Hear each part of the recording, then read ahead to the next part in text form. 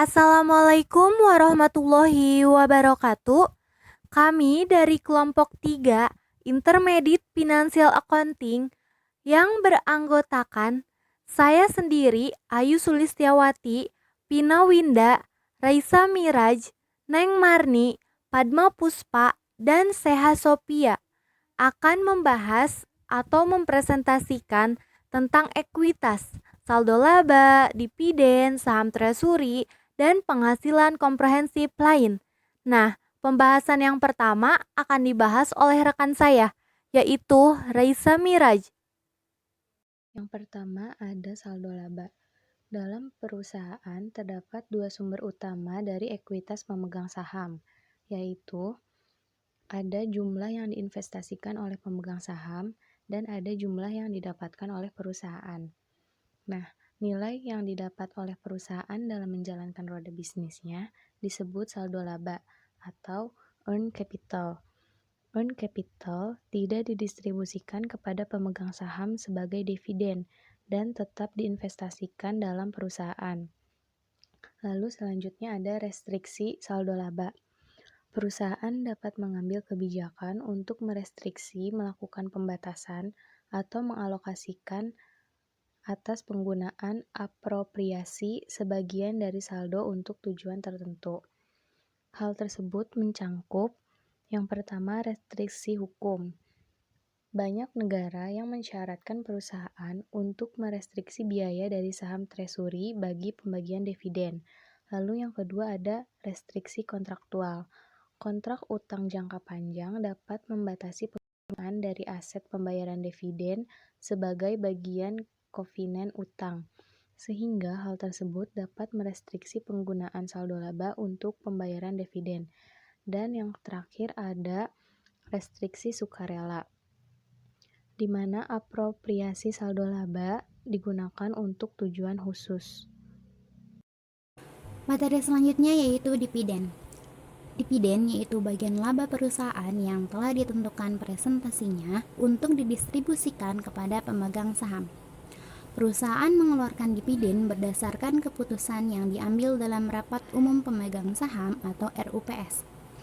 Pertimbangan-pertimbangan perusahaan dalam memberikan dividen yakni sebagai berikut. Yang pertama, memenuhi ketentuan yang disebutkan dalam perjanjian dengan kreditor. Yang kedua, memenuhi ketentuan pendirian perusahaan. Yang ketiga, memenuhi pendanaan yang dibutuhkan perusahaan dalam rangka pertumbuhan atau ekspansi lebih lanjut. Yang keempat, menciptakan skema pembagian dividen yang stabil. Yang kelima, menciptakan cadangan untuk menghadapi potensi kerugian yang dihadapi perusahaan di masa mendatang. Dividen dapat dikeluarkan dalam berbagai bentuk. Bentuk yang paling umum adalah dividen kas, yaitu perusahaan mendistribusikan kas kepada pemegang saham sebesar proporsi tertentu, mengacu pada rasio pembagian dividen dari laba bersih. Bentuk lain dari dividen selain dari dividen kas diantaranya, yang pertama yaitu dividen saham, yaitu jika dividen tunai dibayarkan dalam bentuk tunai, maka dividen saham dibayarkan dalam bentuk saham. Di Indonesia, saham yang dibagikan sebagai dividen tersebut disebut saham bonus. Dengan demikian, para pemegang saham mempunyai jumlah lembar saham yang lebih banyak setelah menerima dividen saham. Dividen saham dapat berupa saham yang jenis sama maupun yang jenis berbeda. Yang kedua yaitu dividen properti. Dividen properti yang terutang dari aset perusahaan dalam bentuk selain kas disebut dividen properti. Bentuknya dapat beragam seperti barang, persediaan perusahaan, real estate, investasi, dan lain-lain. Perusahaan membagikan dividen properti karena keterbatasan kas atau perusahaan memiliki aset baik itu persediaan ataupun investasi yang cukup banyak yang bisa jadi mengalami penurunan nilai. Yang ketiga yaitu dividen scrip, merupakan surat promes yang menyatakan tanda kesediaan membayar sejumlah uang tunai tertentu kepada para pemegang saham sebagai dividen. Kebijakan pembagian dividen dalam bentuk dividen scrip ini dilakukan perusahaan apabila pada saat pengambilan keputusan tentang dividen perusahaan belum atau tidak memiliki uang kas yang memadai untuk membayar dalam bentuk dividen kas. Yang terakhir yaitu dividen likuidasi. Itu dividen yang didasarkan pada selain saldo laba, seringkali disebut sebagai dividen likuidasi.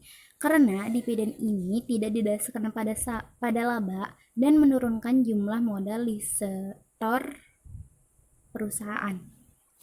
Dividen likuidasi biasanya dibayarkan ketika sebuah perusahaan akan keluar dari bisnis.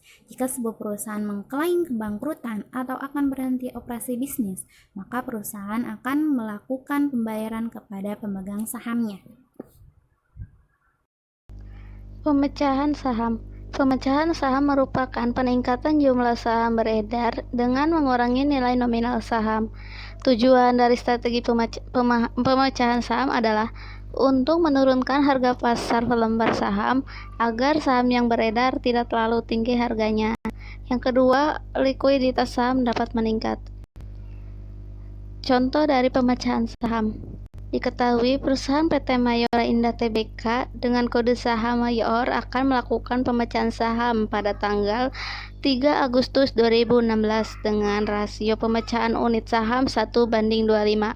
Adapun nilai nominal lama saham Mayor adalah Rp500 per lembar dan harga pasar saat akhir perdagangan saham dengan nilai nominal Rp500 adalah berada di kisaran 39.700-an. Pertanyaan, berapakah nilai nominal baru saham setelah stock split? Yang kedua, berada di kisaran berapakah harga saham Mayor setelah melakukan pemecahan saham? Jawabnya, yang pertama, kita mencari nilai nominal barunya, yaitu rumusnya nilai nominal lama dibagi rasio pemecahan unit saham. Nilai nominal lama kita ambil dari Rp500 dibagi 25 dari rasionya. Hasilnya Rp20. Jadi nilai nominal baru saham Mayor ada Rp20 per lembar.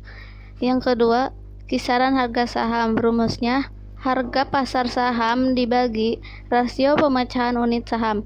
Harga pasar saham kita ambil dari 39.700 dibagi 25 dari rasionya. Hasilnya Rp1.588.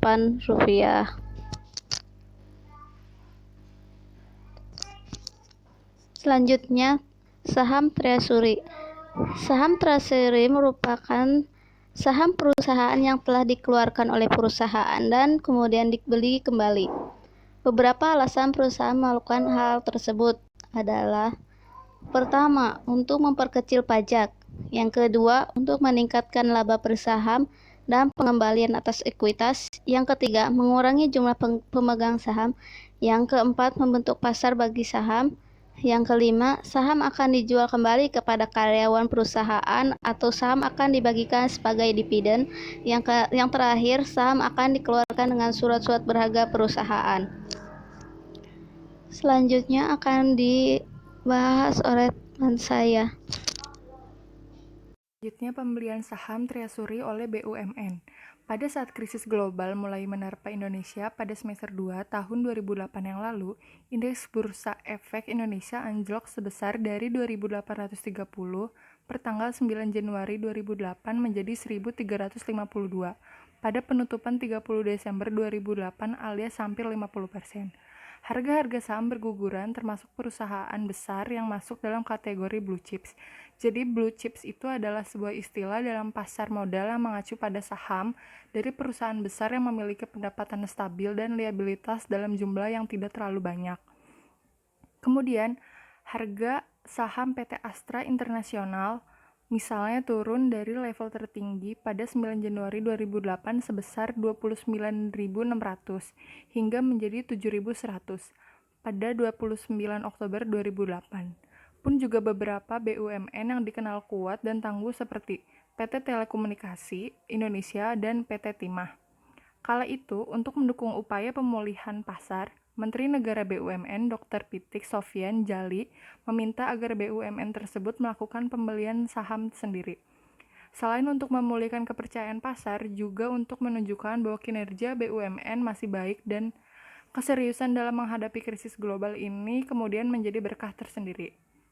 Setelah krisis 2008 berlalu, pasar modal di Indonesia berangsur pulih. Harga saham meningkat dan IHSG semakin menguat. Pada 13 Juni 2014, PT TLKM menjual kembali 1.075.000.000 rupiah lembar saham treasury yang dibelinya pada masa krisis 2008.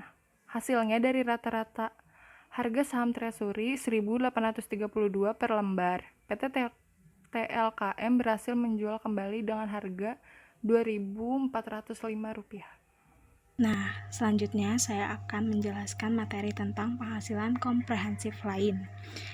Penghasilan komprehensif lain yaitu komponen ekuitas yang direpresentasikan dalam laporan penghasilan komprehensif yang mencerminkan total penghasilan dikurang beban yang tidak diakui dalam laba rugi sebagaimana yang disyaratkan dalam SAK lainnya. Nah, adapun komponen penghasilan komprehensif lain meliputi yang pertama itu ada perubahan dalam surplus revaluasi, yang kedua keuntungan dan kerugian aktuaria atas program manfaat pasti yang diakui, yang ketiga keuntungan dan kerugian yang timbul dari penjabaran laporan keuangan dari entitas asing, yang keempat keuntungan dan kerugian dari pengukuran kembali aset keuangan yang dikategorikan sebagai tersedia untuk dijual, dan yang kelima bagian efektif dari keuntungan dan kerugian instrumen lindung nilai arus kas.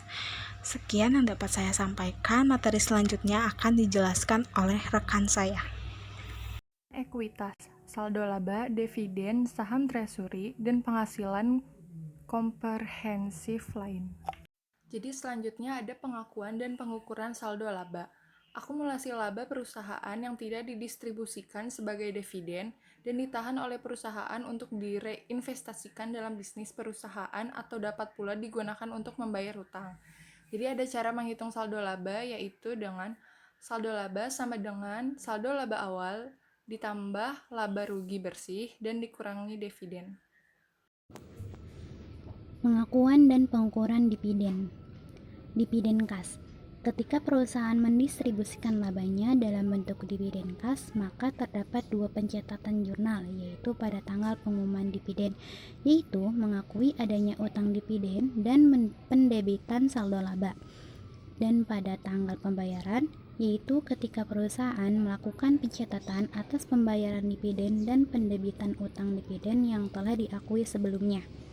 Contohnya yaitu PT XZ mengumumkan dividen pada saat RUPS pada tanggal 25 Maret 2014 dan mendeklarasikan akan terutang pada tanggal 20 April 2014 kepada pemegang saham yang tercatat sebagai pemegang saham pada tanggal 10 April 2014. Jumlah dividen yang dideklarasikan Rp550 per lembar saham dan jumlah saham yang beredar adalah 10.000 lembar saham. Jurnalnya yaitu pada tanggal pengumuman yaitu 25 Maret 2014 kita mendebitkan saldo laba sebesar Rp5.500.000.000 dan mengkreditkan utang dividen sebesar Rp5.500.000.000. Nah, nominal sebesar Rp5.500.000.000 itu didapatkan dari Rp550 per lembar saham dikali 10.000 lembar saham. Dan pada saat pembayaran pada tanggal 20 April 2014 kita mendebitkan utang dividen dan mengkreditkan kas karena membayar, maka kas kita keluar sebesar Rp5.500.000.000. Selanjutnya ada dividen saham. Pembagian dividen saham sesungguhnya tidak menyebabkan kekayaan perusahaan berkurang. Nilai aset bersih perusahaan tetap seperti sebelum pembagian dilakukan. Begitu juga dengan komposisi kepemilikan. Transaksi yang dilakukan dengan cara mengapitalisasi saldo laba sebagian atau seluruhnya, yang artinya saldo laba dipindahkan ke akun modal, sehingga modal yang disetor bertambah sedangkan saldo laba berkurang atau habis. Sebagai contoh, anggap saja PT Jack mengumumkan pembagian dividen sebesar 50% dari total saham beredar. Maka, jurnal pada saat pengumuman laba ditahan 300.000 di debit dan di kredit ada dividen saham biasa tersedia untuk dibagi 300.000. Pada saat penerbitan saham untuk dividen di jurnal, dividen saham biasa tersedia untuk dibagi di debit sebesar 300.000 dan saham biasa nominal 20 di kredit 300.000. Dividen properti. Dividen properti adalah pembagian dividen dalam bentuk aset perusahaan. Apabila perusahaan hendak membagikan dividen dengan tipe ini, maka perusahaan harus melakukan penilaian atas nilai wajar dari aset tersebut dan mengakui adanya keuntungan atau kerugian sebagai selisih dari nilai wajar aset dengan nilai buku aset pada tanggal deklarasi. Sebagai contoh, PT EPA pada tanggal 20 Maret 2014 mengumumkan akan membagikan dividen dalam bentuk investasi surat berharga yang bernilai buku 15.000 per lembar. Harga pasar surat berharga saat ini di bursa adalah 20.000 per lembar. Jumlah saham yang beredar 5.000 lembar pada tanggal 20 November 2014. Setiap pemegang saham akan memperoleh 5 barang per lembarnya. Cara menghitungnya, kita terlebih dahulu mencari laba atau kerugian dari selisih harga. Yang pertama kita mencari harga pasarnya. Harga pasarnya yaitu 5.000 lembar dikali 5 barang dikali 20.000 sama dengan 500 juta. Kemudian nilai bukunya 5.000 lembar dikali 5 barang dikali nilai bukunya 15.000 sama dengan 375 juta. Maka diperoleh laba karena harga pasar lebih besar dari nilai bukunya. Laba kenaikan harganya yaitu 125 juta. Kemudian kita membuat jurnalnya. Pada jurnal pada tanggal pengumuman 20 Maret 2014, kita mencatat pertama keuntungan. Pencatatan untuk keuntungan atau laba kenaikan harga. Jurnalnya investasi surat berharga 125 juta pada keuntungan yang belum direalisasi, yaitu 125 juta. Kemudian kita mencatat untuk jurnal laba ditahannya atau pengakuan utang terlebih dahulu, yaitu atau pencatatan accrual basis. Jurnalnya laba ditahan 500 juta pada utang dividen properti 500 juta. Kemudian untuk jurnal pembayaran pada tanggal 20 November 2014, jurnalnya yaitu utang dividen properti 500 juta pada investasi surat berharga 5. Selanjutnya saya akan membahas tentang dividen scrip. Apa itu dividen scrip? Dividen scrip merupakan pembagian dividen dengan menerbitkan janji membayar di kemudian hari. Dividen seperti ini biasanya muncul ketika perusahaan memiliki akumulasi saldo laba yang sesungguhnya sudah memungkinkan untuk dibagikan dividen bagi para pemegang saham. Akan tetapi jumlah uang tunainya tidak mencukupi. Jadi, alternatif yang bisa diambil jika ingin membagikan dividen tersebut adalah dengan menerbitkan janji membayar di kemudian hari atau dengan dividen scrip. Nah, selanjutnya ada contoh pembagian dividen scrip.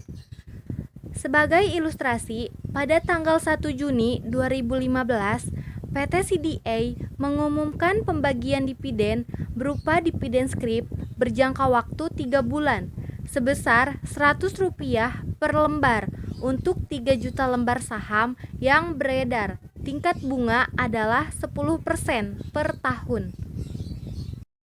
Nah, jadi jurnal untuk pembayaran dividen ini ada 2, yaitu Yang ke-1, jurnal pada saat pembayaran 1 Juni sama jurnal pada saat pembayaran 1 September. Untuk jurnal pada 1 Juni, kita masuknya ke utang karena kita belum mengeluarkan kas. Jadi jurnalnya yaitu laba ditahan pada utang. Laba ditahannya 300 juta, utangnya 300 juta. Nah, 300 juta itu dapat dari 3 juta lembar saham dikali 100 rupiah. Lalu jurnal pada tanggal 1 September yaitu utang kepada pemegang saham 300 juta, biaya bunga 7.500.000. 7.500.000 ini didapatkan dari 10% dikali 300 juta, hasilnya 30 juta. Nah, 30 juta itu dibagi 12 bulan. 2.500.000. Kan di sini berjangka waktunya 3 bulan. Jadi 2.500.000 itu dikali 3, hasilnya 7.500.000. Lalu kasnya 300 juta, 7.500.000. Nah, itu jurnalnya. Kemudian pembahasan selanjutnya akan dibahas oleh rekan saya. Nah, materi selanjutnya itu tentang dividen likuidasi. Dividen likuidasi yaitu apabila perusahaan mengeluarkan dividen dari saldo laba tidak dapat mencukupi jumlah dividen tersebut, maka jumlah dividen tersebut diambil dari modal saham. Oleh karena itu, dividen likuidasi akan mengurangi jumlah modal saham perusahaan. Nah, adapun contohnya yaitu PTY mengeluarkan dividen kepada pemegang saham biasanya sebesar 100 juta rupiah. Penyampaian pembagian dividen tersebut disertai catatan bagi pemegang saham bahwa sebanyak 60 juta rupiah berasal dari laba dan sisanya diambil dari modal disetor. Nah, adapun pencatatan ayat jurnal atas dividen likuidasi yaitu sebagai berikut. Pada saat tanggal deklarasinya yaitu saldo di laba berada di debit sebesar 60 juta rupiah, lalu ada agio saham berada di debit sebesar 40 juta rupiah. Nah, utang dividen berada di kredit sebesar 100 juta rupiah. Nah, pada saat pembayarannya itu utang dividen berada di debit sebesar 100 juta rupiah dan kas berada di kredit sebesar 100 juta rupiah. Sekian yang dapat saya sampaikan. Materi selanjutnya akan disampaikan oleh rekan saya. Selanjutnya saya akan membahas tentang pengakuan dan pengukuran saham treasury. Pengakuan dan pengukuran saham treasury ini ada 2 metode. Yang pertama, metode biaya. Yang kedua, metode nilai nominal. Metode biaya, berdasarkan metode biaya, pada saat akuisisi saham treasury, maka akun saham treasury didebit sebesar biaya perolehan dan melaporkan akun saham treasury sebagai pengurang dari ekuitas pada laporan posisi keuangan. Pada saat penjualan kembali saham treasury, maka jumlah sama dengan nilai pembelian yang akan dikreditkan. Apabila saham treasury diperoleh dalam waktu yang berbeda-beda, maka perusahaan dapat memilih harga perolehan yang digunakan ketika menjual kembali saham treasury. Berdasarkan alternatif metode persediaan, yaitu identifikasi khusus, biaya rata-rata atau PIPO. Yang kedua, metode nilai nominal. Berdasarkan metode nilai nominal, pada saat akuisisi saham treasury, maka pencatatan semua transaksi dalam saham treasury pada nominalnya dan melaporkan saham treasury hanya sebagai pengurang dari modal saham. Pada saat pembelian saham treasury, maka saham treasury didebit sebesar nilai nominal saham dan didebit agio saham biasa sebesar selisih antara nilai nominal dengan harga pengeluaran saham biasa. Nah, ini ada contoh perhitungan saham treasury atau jurnal saham treasury dengan metode biaya. Yang pertama itu pada saat pembelian saham treasury sebanyak 100.000 lembar dengan harga Rp6.000. Jadi jurnalnya itu saham treasury 600 juta, kasnya 600 juta. Nah, 600 juta ini dapat dari Rp6.000 dikali 100.000 lembar. Hasilnya 600 juta. Lalu yang kedua, pada saat penjualan di atas harga beli sebanyak 50.000 lembar saham dengan harga 7.500. Nah, jadi jurnalnya itu kas 375 juta dapat dari 7.500 rupiah dikali 50.000 lembar. Terus saham treasury-nya 300 juta. 300 juta itu 50.000 lembar dikali harga pembeliannya 6.000, yaitu 300 juta. Terus ada agio saham. Agio saham itu didapat dari selisih harga beli dengan harga jual, yaitu agio sahamnya 75 juta. Kemudian pembahasan selanjutnya akan dibahas oleh rekan saya. Yang terakhir ada analisis laporan keuangan. Yang pertama ada rasio pembagian dividen. Rasio ini mencerminkan berapa pembagian dividen kas dari laba yang didapat perusahaan. Dengan mengetahui rasio ini, investor dapat memperhitungkan pendapatan dividennya dan berapa persen dari laba bersih perusahaan yang ditahan dan diinvestasikan kembali. Rumus perhitungannya, dividen kas dibagi laba bersih dikurangi dividen preferen. Selanjutnya, yang kedua ada nilai buku per lembar. Rasio ini mencerminkan jumlah yang diterima setiap lembar saham apabila perusahaan mengalami likuidasi dengan basis jumlah yang dilaporkan pada laporan posisi keuangan. Namun demikian, nilai ini tidak mencerminkan relevansi dari nilai perusahaan karena tidak mencerminkan nilai wajar dari perusahaan tersebut. Rasio nilai buku per lembar merupakan jumlah modal saham biasa dibagi dengan jumlah lembar saham biasa. Rumusnya, nilai buku per lembar sama dengan modal saham dibagi jumlah lembar saham. Oke, sekian dari kelompok kami. Mohon maaf apabila banyak kekurangan. Wabillahi taufiq wal hidayah. Wassalamualaikum warahmatullahi wabarakatuh.